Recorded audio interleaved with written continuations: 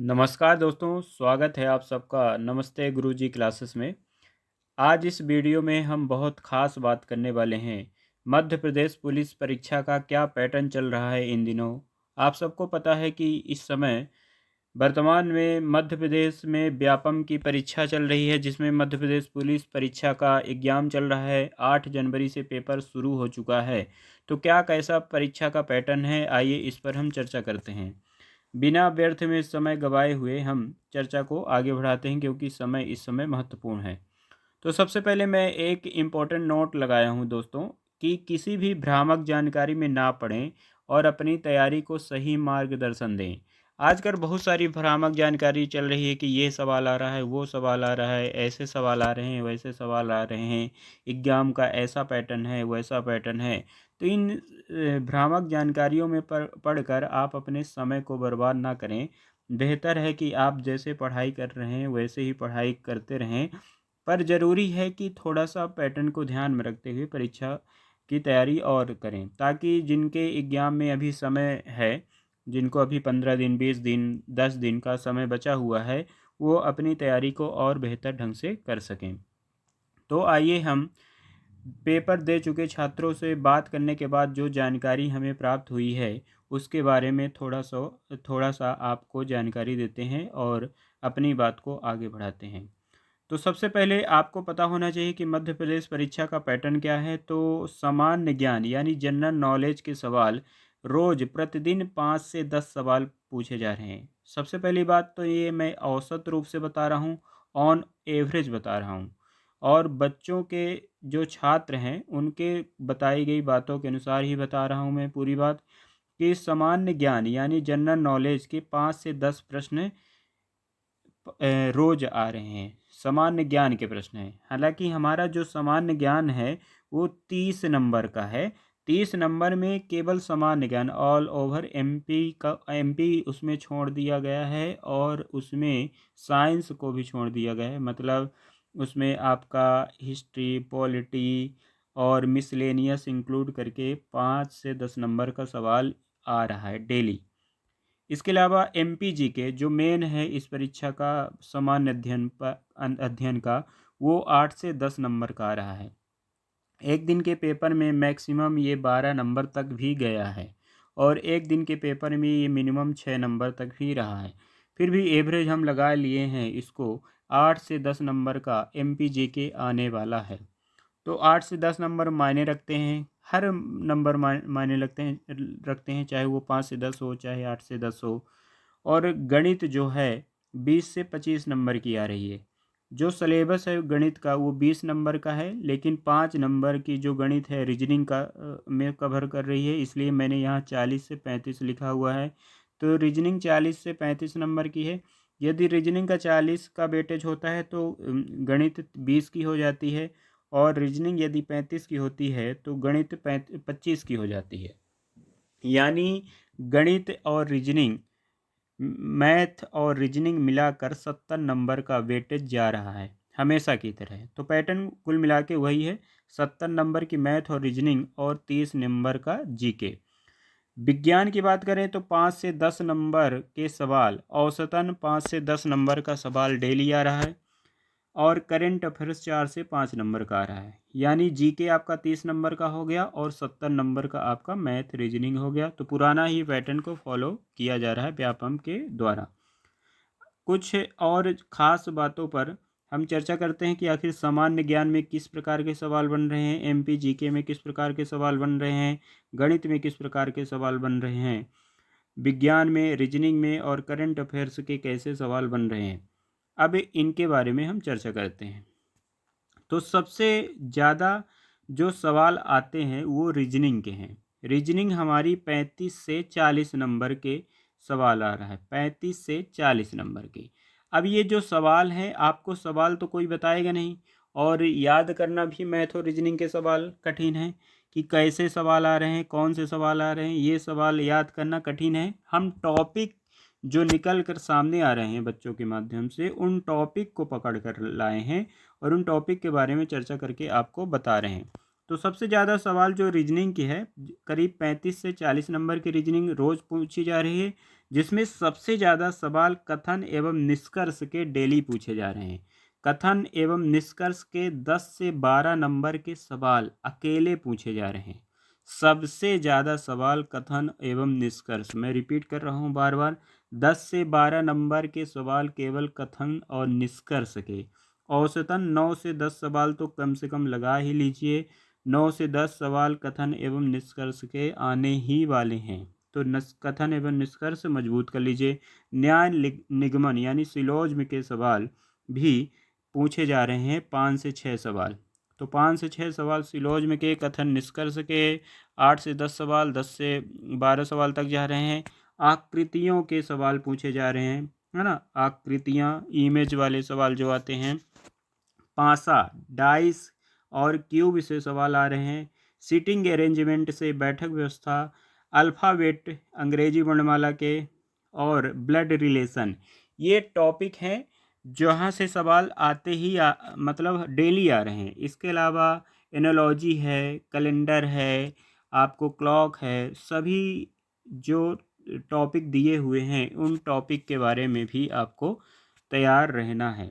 सबसे ज़्यादा तो आपको कथन निष्कर्ष पर ध्यान देना है, सिलोज्म पर और आकृतियों पर, पासे पर, बैठक व्यवस्था, अंग्रेजी वर्णमाला और ब्लड रिलेशन, ये सवाल नहीं गलत होना चाहिए।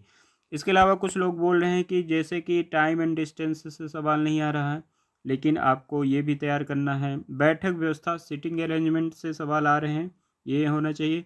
बैठक क्रम का एक सवाल, वहाँ से भी सवाल आते हैं।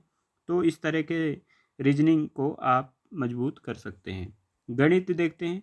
गणित से भी कुछ टॉपिक जो डेली आ रहे हैं, उसमें से सबसे ज़्यादा है प्रॉफिट लॉस, लाभ हानि के सवाल सबसे ज़्यादा हैं। प्रॉफिट लॉस के सवाल डेली आ रहे हैं। प्रतिशत के सवाल डेली आ रहे हैं। समय एवं कार्य यानी टाइम एंड वर्क के सवाल डेली आ रहे हैं।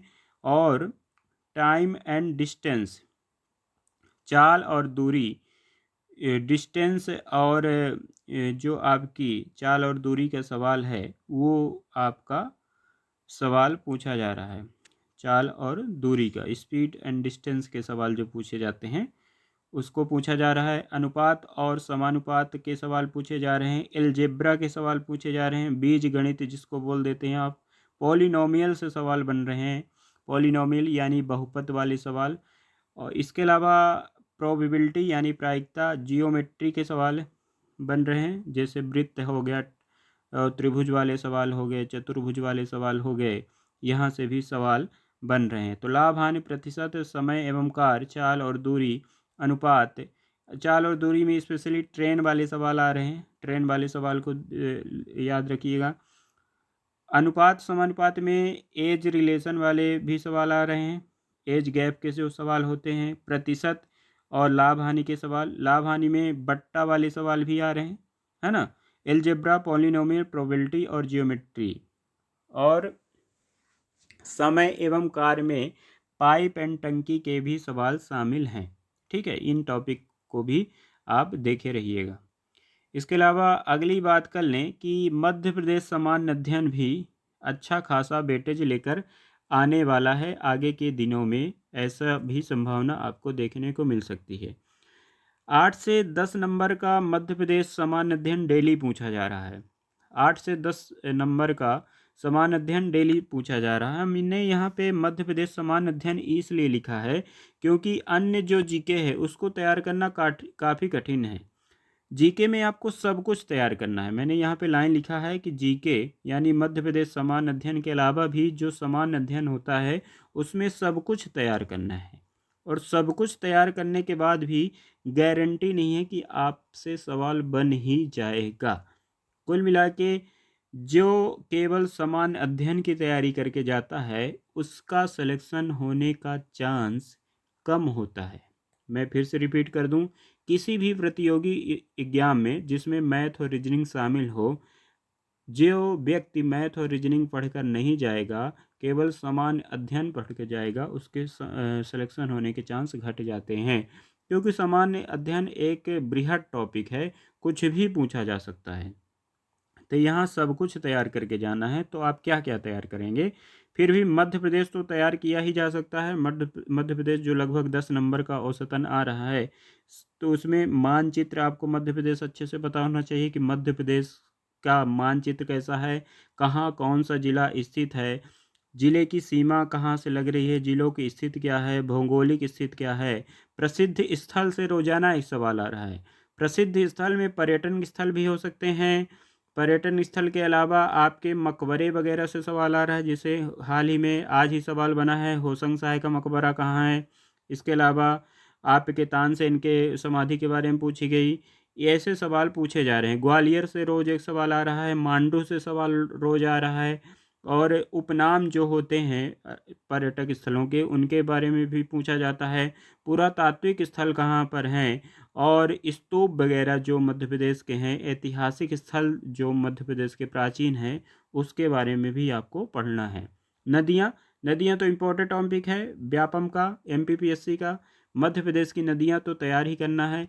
अब नदियाँ से कई प्रकार के सवाल बनते हैं, जैसे नदी कहाँ से निकलती है, नदी का उद्गम, नदी का मुहाना, नदी का अंत, नदी किन किन शहरों से होकर बहती है, किन जिलों से होकर बहती है, नदी के किनारे बसे हुए शहर कौन से हैं, नदी कौन सा जलप्रपात बनाती है, नदी पर कौन सी परियोजना है ना, इत्यादि। नदी कौन से अभ्यारण्य से होकर गुजरती है, कौन से नेशनल पार्क से होकर गुजरती है, तरह तरह के किस नदी पर जाके मिल जाती है, एक सहायक नदियाँ इत्यादि। नदियाँ एक अपने आप में बृहद टॉपिक है, तो नदियों से सवाल बनने की संभावना ज़्यादा होती है।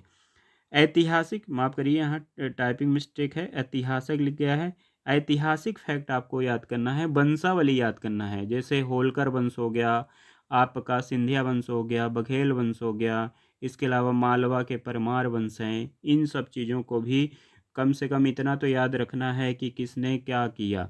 राजधानी याद करना है, संस्थापक याद करना है, अंतिम राजा याद करना है, और उनके द्वारा किए गए विशेष कार्यों के बारे में याद करना है। भोपाल के बारे में याद करना है, भोपाल राजवंश के बारे में, भोपाल की स्थापना, भोपाल की बेगमों के बारे में, और प्रसिद्ध जो महल हैं मध्य प्रदेश के, उन महलों की स्थापना किसने की, और वो महल कहाँ पर हैं। महलों से सवाल डेली आ रहा है, तो महल और किले जो ऐतिहासिक फैक्ट के अंतर्गत ही आ जाते हैं, उसको आपको तैयार करना है। नेशनल पार्क, नेशनल पार्क और अभ्यारण्य यानी राष्ट्रीय उद्यान और सेंचुरी आपको तैयार होना चाहिए। खनिज एवं उद्योग, खेल कूद से डेली सवाल आ रहे हैं, तो मध्य प्रदेश का खेल कूद भी इम्पोर्टेंट सवाल है। आज ही सवाल पूछा गया था कि मध्य प्रदेश के पहले क्रिकेट, वनडे क्रिकेट में कप्तान होने वाले पहले खिलाड़ी का नाम क्या है। करंट जीके भी डेली पूछा जा रहा है, और विशेष व्यक्ति, करंट जीके में आपको 2-3 चीज़ें याद करना है, मैं बता दूं आपको। जैसे ओलंपिक, ओलंपिक हाल ही में हुआ है जो टोक्यो ओलंपिक है।